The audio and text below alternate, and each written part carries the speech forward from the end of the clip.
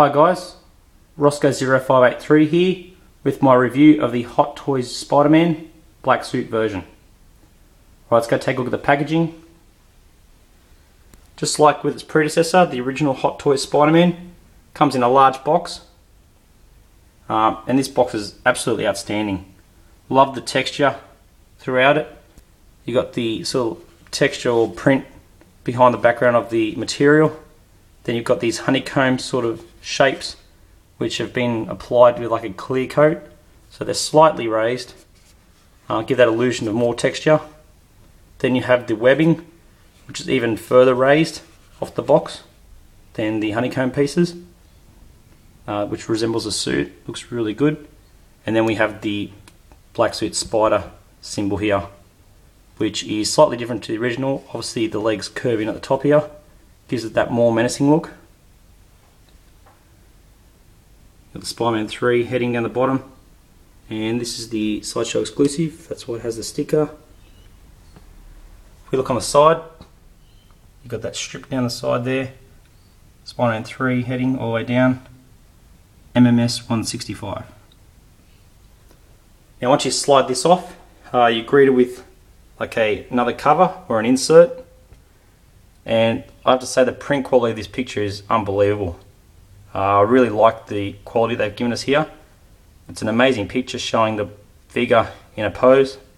It's obviously been digitally enhanced and photoshopped with extra stuff, but yeah, just the colours they've used, the quality of the cardboard or the paper they printed on is absolutely amazing. And down the bottom we have the short character description. So that's one of my favourite parts of this box. It's really nice. And on the back we have a similar layout to what we've seen with previous figures. Got the black suit Spider-Man in a pose with the credits of all the people who worked on the figure. So overall, this is one of the better boxes that Hot Toys have made, I feel. It's unbelievable. Absolutely a lot of effort's gone into it. Alright, accessories.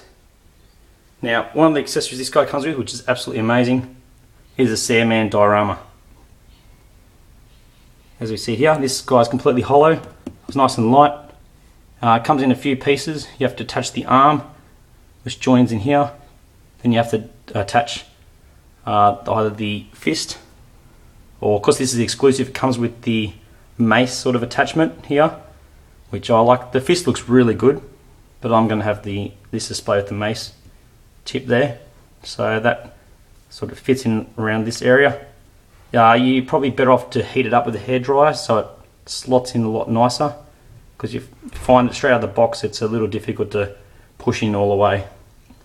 So a bit of go with the hairdryer sorts that out. About 10-20 seconds does the job. Just the textures on it, you got all the highlights, you got the dark areas. It's really nice that they've been able to do this, and some of the poses you get out of the black Spider-Man on this diorama is absolutely amazing. Some other reviewers have done some really good poses and shots with that, but because it's going to go into a detail, this obviously fits in really easily. It looks really large, but actually fits in quite easily. It sort of leans back quite a fair bit, so it's not too high, but if you were to put the stem with the Spider-Man on top, it's probably not going to fit, or will not fit. So that's an amazing accessory. We get the instruction leaflet here as usual. We get the clamp, which is needed to go on the pole here if you want him up in a high pose. You've got these extra little tabs to hold the webbing onto his wrists. You've got spare hand pegs. You've got a whole array of different hand sculpts. We've got 8 spares there, so 10 all up. You can get pretty much any look you want. We got these long sections here, just like the original had. Nothing's changed there. You got the 2 really long ones there. This one that branches out. Got the one that's, or a couple that look like almost bullet tips on the end here. You got these little streamer type ones there. These are really cool. They give some good poses, and when you take some shots of it they're really nice, but over time they do bend. just with the weight of the ends eventually causing the bend. And finally, we also get a Tobey Maguire head sculpt. Looks awesome. It's the evil version of Tobey Maguire, obviously, because it's the alien symbiote's got onto his suit, so it's caused him to go a little bit crazy and angry. So you can sort of see that in his eyes there. Has a more angry look, and that actually can be put onto the Spider-Man head quite easily. Don't have too many problems trying to attach that. So overall, the accessories are amazing. And just with this base, the contrast between the black and this colour looks really good. Alright, the figure. Here he is. This guy is absolutely awesome. Just like the original, you can pretty much get any pose you want. The articulation is amazing. I'll get to that shortly, but as you can see, the head sculpt looks really nice. You can see the joint this time, obviously because the head's able to be removed. You got that joint there. You just twist that a certain way and that actually pops off quite easily. So if you want to put the Tobey Maguire head sculpt on, you don't have too many issues there. The neck, I have to say, is a little bit long though. That's the only thing I noticed when putting the Tobey Maguire sculpt on. Just looks a little weird. But yeah, it's not that bad. And what they've done, they've actually changed the suit. The suit actually looks a lot nicer than the original. The original has these sort of honeycomb pieces in here printed on, where this is almost like a rubber glaze over the top. So they're slightly raised, and you've got that nice sort of soft, spongy texture. Then you've got the normal webbing put over the top, just like with the last one. Now you've got the different spider symbol. So I think the articulation is the same with the last figure. I think there is I think they've definitely improved the suit though. It seems to have less sort of things sticking out on the legs and stuff like that. As you see on the back, it just sort of glistens and shines in the light, which looks very accurate to what you see in the film.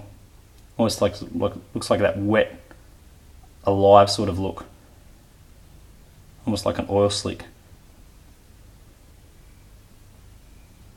So we go down here further. It seems to me that in the first Spider-Man there was a little bit of padding or a different material under the top layer. This one seems to have the same sort of padding, but it seems a bit thicker. So when you sort of touch it, you sort of feel the texture, feel the rubber. It's a lot smoother, and contours around all the body a lot nicer. Don't have little bulges sticking out here and there on the stitching and stuff. It seems to be a lot smoother. Then we go down to the feet. And there's the usual Hot Toy stand if you don't want to display with the Sandman diorama. And then we've got the really white eyes there. You see that sparkle. And as with the first Spider-Man, it had like a fabric around the head. This one's more of a plastic head, solid piece with the sort of the material pushed over the top in a separate, so like a separate piece.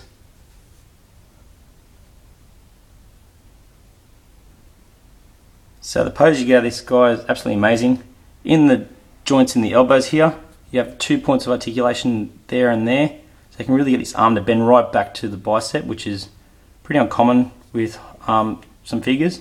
But the only downside to that is you get sort of like 2 elbows, instead of like the 1 elbow there, which you would in real life. But that's not a big issue if you really want to get those sort of extreme poses. Same with the legs, because of the way it's been designed as well with the 2 joints there. You're really able to bend this leg back, which is fitting for the character. Even in the feet, in the joints in the ankles here, not only can they tilt up and down, but they can go side to side like that as well. Like they can angle up and like in that sort of motion. So it's just, the possibilities are endless really with what you want to do with this. You can pretty much get most Spider-Man poses from the film. But the thing is though, as much as you can do that sort of stuff with him, just don't know you know, how it will hold up the suit over time if you leave it in extreme poses. Obviously, you've got this really fine rubber over the top of the suit. We just haven't had the figure long enough to know what could go wrong in time. If those, you know, fully stretched positions will cause this to tear.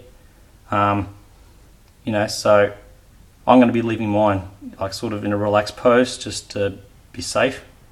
And also, just like the original Spiderman, this is a figure you want to try and keep out of the sun. Obviously there's rubber on it again, and there's probably more rubber on this more so than the original. Of course, that's built onto the fabric now. So this is one you probably want to keep out of direct sunlight. Of course, the rubber will perish, probably break and split really easily. Yes, overall, I actually like this a lot better than the first Spider-Man. The blue and red colour does look nice, and it's the, you know, original Spidey, but this just looks more menacing, and, you know, just the overall look you can get with it and what you can do with the Sandman diorama is just amazing.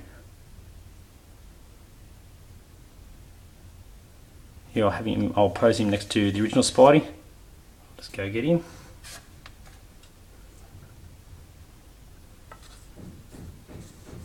Alright, there we go. There he's next to the first Spidey. See, the first Spidey is really bright. And his honeycomb pieces, you can hardly see with my camera here, but they're more in the fabric, printed wise, whereas this has been applied on. You still see a difference in texture.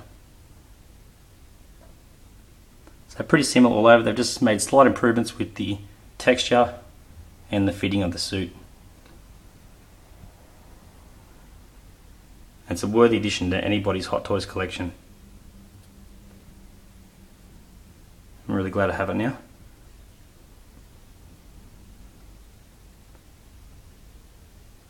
Well, there we are. Well, hope you enjoyed this look at the Hot Toys Black Suit Spider-Man, guys. Thanks for subscribing, and thanks to all my subscribers who continually watch my videos.